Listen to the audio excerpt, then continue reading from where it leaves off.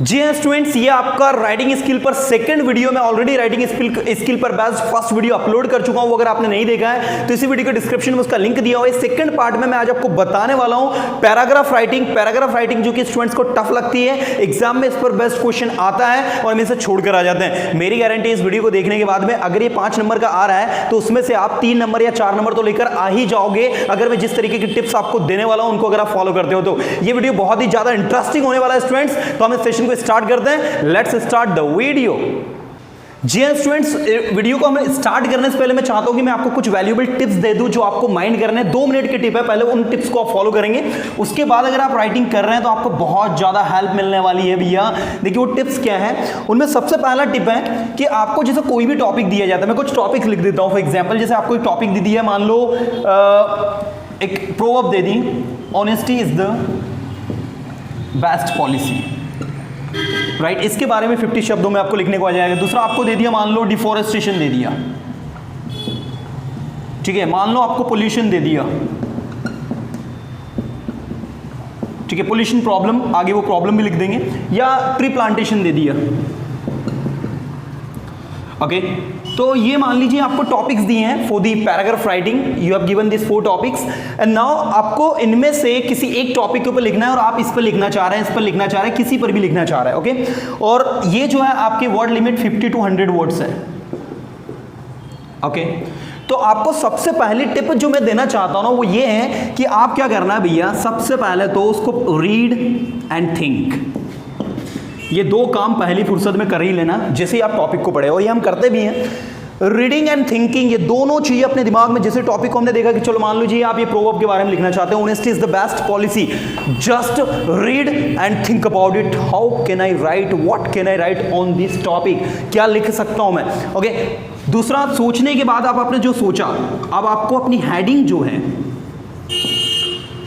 Must be based on topics, based on topics. आपको जो headings हैं, ठीक है, हेडिंग्स मतलब शुरू की जो 2-3 लाइन है उनको हेडिंग्स कहा जाता है। तो आपकी जो हेडिंग्स होंगी, शुरू की जो 2-3 लाइन होंगी वो बेस्ड होंगी आपके टॉपिक पर ही, मतलब उसमें ऑनेस्टी शब्द जो है 2-3 बार आना चाहिए।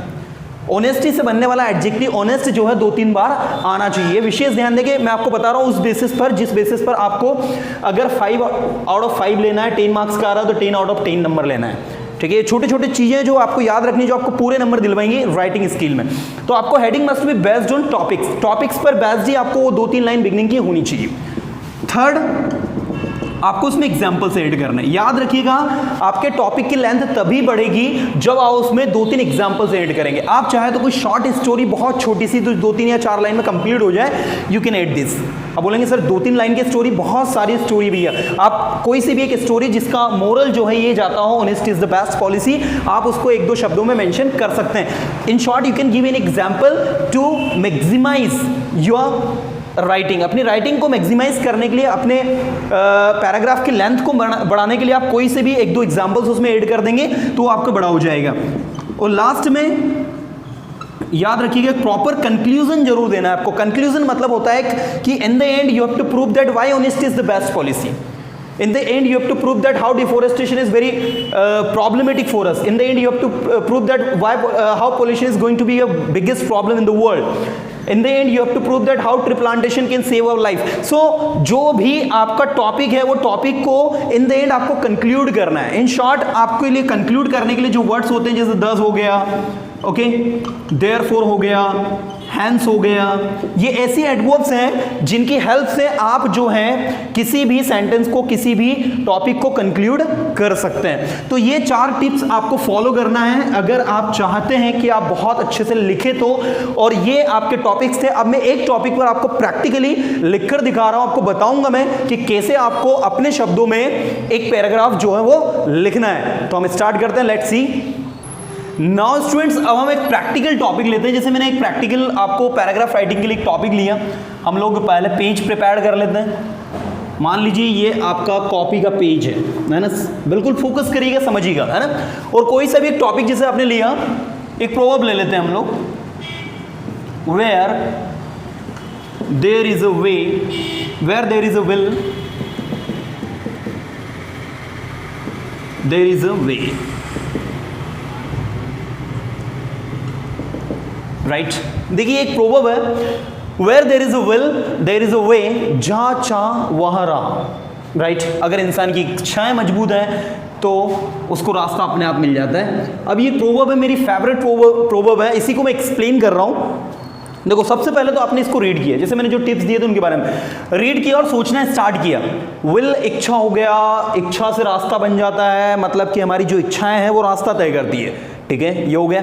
अब आपको शुरू के 2 3 4 सेंटेंसेस जो है वो आपको विल पावर पर और विल पावर से मिलने वाले रिजल्ट के ऊपर बेस्ड लिखने हैं। तो आप स्टार्टिंग करेंगे, आप स्टार्टिंग इस प्रोवर्ब के बारे में कर देंगे, दिस इज, ये आपका आंसर आप लिख रहे हैं कुछ इस तरीके से, है ना।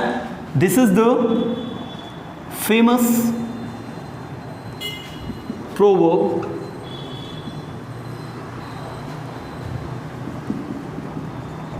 spoken by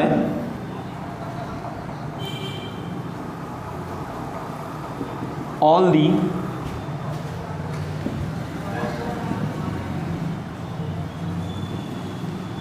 mentors।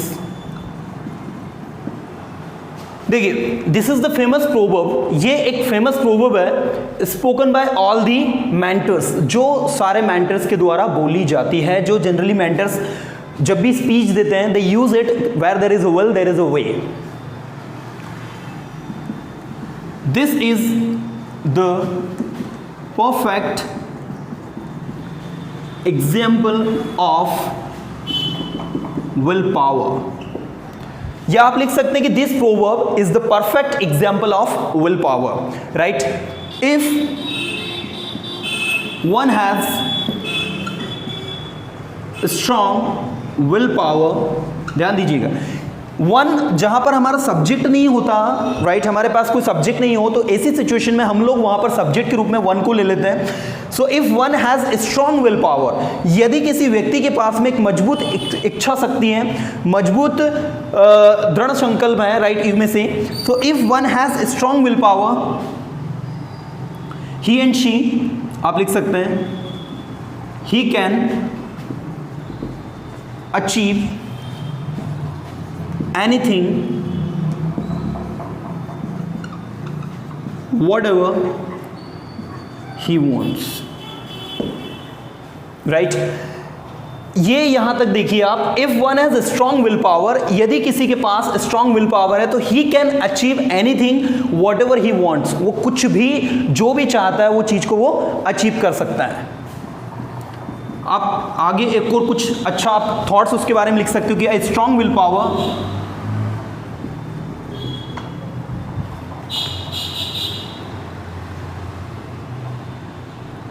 provides us courage to face any obstacles।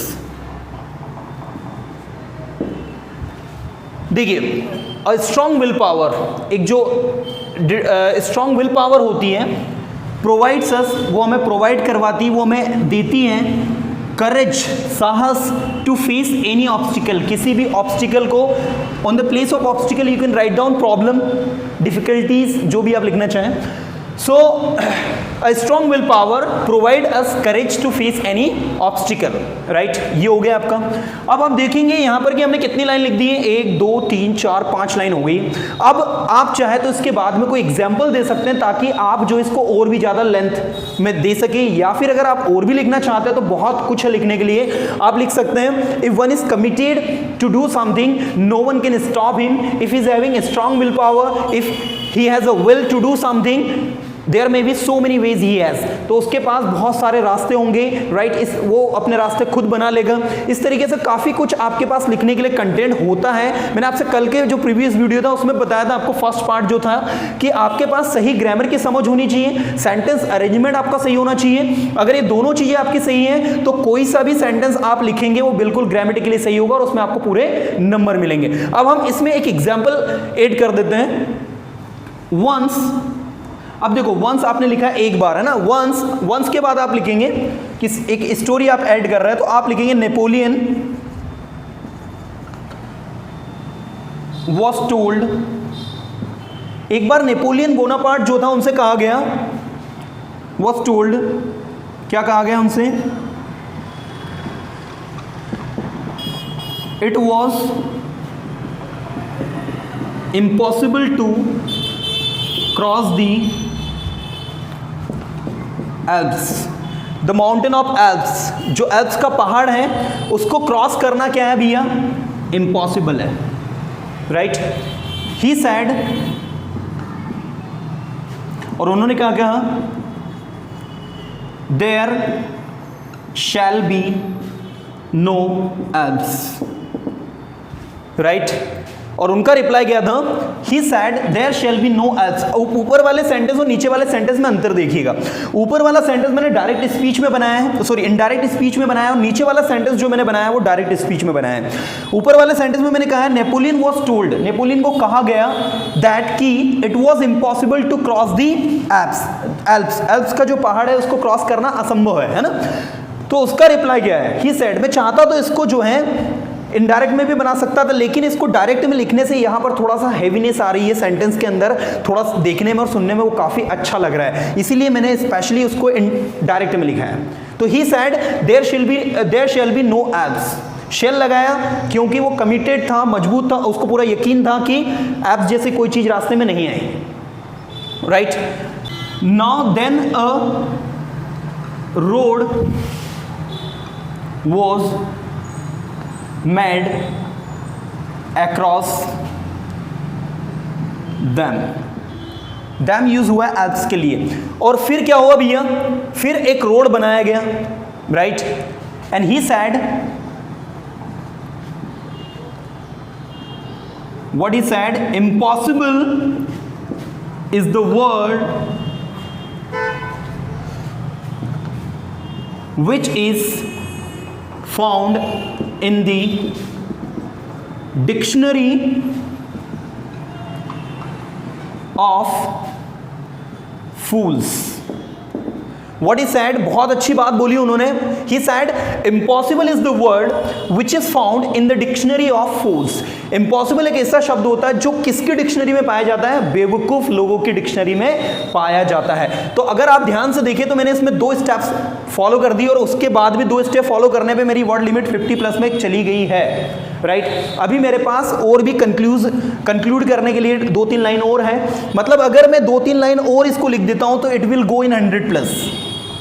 Okay, जैसा कि मैंने आपसे प्रॉमिस किया था कि 100+ में अगर जो टिप्स मैंने आपको दी है उसको अगर आप फॉलो करके लिख रहे हैं आपको ही पता नहीं चलेगा, और आपका अच्छा खासा एक पैराग्राफ तैयार हो जाएगा 8 से 10 लाइन का, जिसमें आपको examiner any how 5 out of 5 या 10 आउट ऑफ 10 जो है दे ही देगा, क्योंकि पैराग्राफ राइटिंग रटने वाला सब्जेक्ट नहीं होता है। पैराग्राफ राइटिंग में आपको कुछ भी याद नहीं करना होता है, you simply have to write down your views, you simply have to give your own views. आपको खुद को अपनी राय व्यूज देनी होती है कि आप इस टॉपिक के बारे में क्या सोचते हो। बच्चा क्या करता है कि टीचर्स ने बता दिया IMP पैराग्राफ्स में कि ये पैराग्राफ आने वाले हैं, तो वो उन पैराग्राफ्स को प्रिपेयर कर लेता है और उन्हीं पैराग्राफ को एग्जाम में लिख कर आने की कोशिश करता है, और इस वजह से होता क्या है फिर कि वो वहीं तक रह जाता है, राइट। और कभी कभी ऐसे पैराग्राफ भी एग्जाम में आ जाते हैं जो उसने प्रिपेयर नहीं किए, तो फिर उसको वो अच्छे से लिख नहीं पाता है। नाउ स्टूडेंट्स, अब हम ऐसा करते हैं कि इसको कंप्लीट कर लेते हैं। मैं लास्ट में आपको कंक्लूड भी कर देता हूं, और ओवरऑल आप देखेंगे कि आपकी जो वर्ड लिमिट है वो 100+ में चली जाएगी। देखिए हम इसमें और आगे क्या क्या ऐड कर सकते हैं। In this way we find that, इस तरीके से हम देखते हैं कि we can really achieve anything if we have strong will power। अब जैसे बार बार ये स्ट्रॉन्ग की जगह आप चाहे तो फॉर्म यूज कर सकते हैं। फॉर्म एंड स्ट्रॉन्ग दोनों का मतलब होता है मजबूत, है ना। तो इस तरीके से नेपोलियन में भी है, यहाँ ओ आएगा, NAPOLEON होता है ना। सो फर्म स्ट्रॉन्ग आप इसको रिप्लेस कर सकते हैं। ये हो गया अभी आपका 100+ वर्ड में, गॉट इट। और ये सीधे आपको 5 में से 5 नंबर, 10 में से 10 नंबर दिलवा देगा, राइट। अब मान लीजिए आपने कहा सर हमको इतनी ग्रामर नहीं आती है, हमको ग्रामर का इतना नॉलेज नहीं है, तो भैया फिर एक और भी आप काम कर सकते हैं, इसको अपने शब्दों में भी आप लिख सकते हैं। और ग्रामेटिकल एरर के आपके 5 में से ज़्यादा 1 नंबर कटेगा, फिर भी आपको 4 आउट ऑफ 5 नंबर फिर भी मिल जाएंगे। अगर आपने उसमें वोकेबलरी जो है वो स्पेलिंग मिस्टेक करी है तो उसका आधा नंबर कट जाएगा। तो मान लीजिए फिर भी अगर आप लिख कर आए तो ये नंबर आपको मिलेंगे। मैंने आपसे कहा ना, शुरू में भी कहा था, वीडियो स्टार्ट किया तो उसी टाइम पर, कि अगर ये टिप्स को फॉलो कर रहे हैं आप तो जो चीज़ें आपको बहुत बड़ा पहाड़ लग रही थी वही चीज़ें आपके लिए बहुत छोटा काम हो जाएंगी, राइट। तो ये तो मैंने एक डेमो के तौर पर आपको एक पैराग्राफ लिखकर बताया। अभी के अभी आप कुछ और पैराग्राफ खुद आप लिख कर देखो, जैसे honest is the best policy, 8-10 line खुद लिखकर इस पर देखिए। इंपॉर्टेंस ऑफ वाटर, 8-10 लाइन आप खुद लिखकर इस पर देखिए। Importance of time management, importance of moral values in schools, importance of moral values in our life. आप कोई सा भी एक टॉपिक ले लीजिए और उस पर अपने शब्दों में लिखिए। और इस बीच आपके साथ एक प्रॉब्लम होगी वर्ड पावर की, दूसरी प्रॉब्लम होगी सेंटेंस बैंकिंग की, है ना। तो ये सारी प्रॉब्लम्स को आप धीरे धीरे फेस करके खुद अपने हिसाब से सेंटेंसेस बनाना स्टार्ट करेंगे। आप सोचें कि 1 दिन, 2 दिन, 3 दिन के अंदर आप लोग कर पाए तो ये पॉसिबल नहीं भैया। Everything takes time. वो कहावत है ना इंग्लिश में, Rome was not build in a day, Rome was not built in a day. Rome शहर एक दिन में नहीं बना था। So everything takes time. हर एक चीज समय लेती है, हर एक चीज समय लेती है, इस चीज को याद रखिएगा। जब आप पैराग्राफ राइटिंग की प्रैक्टिस करेंगे कंटिन्यू 8 से 10 दिन तक, तब जाकर आप किसी भी पैराग्राफ पर सफिशिएंटली बहुत अच्छे से लिख कर आ जाएंगे। और ये कोई बड़ी डील नहीं है, it's not a big deal, आप बहुत अच्छे से कर सकते हैं। मेरी विशेष आपके साथ है स्टूडेंट्स। उम्मीद करता हूं कि आपको वीडियो अच्छा लगा। अगर ये लगा है तो इसे लाइक करें, अपने फ्रेंड सर्कल में शेयर करें, उन सबके साथ उनको बताएं जो लोग इंग्लिश में वीक है और जिनको ये लगता है कि इंग्लिश हमारे लिए बहुत बड़ी चीज है, हमसे इंग्लिश नहीं बनेगी। ट्रस्ट मी, हम लोग इसी तरीके की वीडियो और भी लेते आएंगे। अगर आपने हमारे चैनल को सब्सक्राइब नहीं किया है तो पहली फुर्सत में इसे सब्सक्राइब करें और वीडियो को अपने फ्रेंड सर्कल के साथ शेयर करें। Thank you so much friend, thank you to watch this video, thank you so much.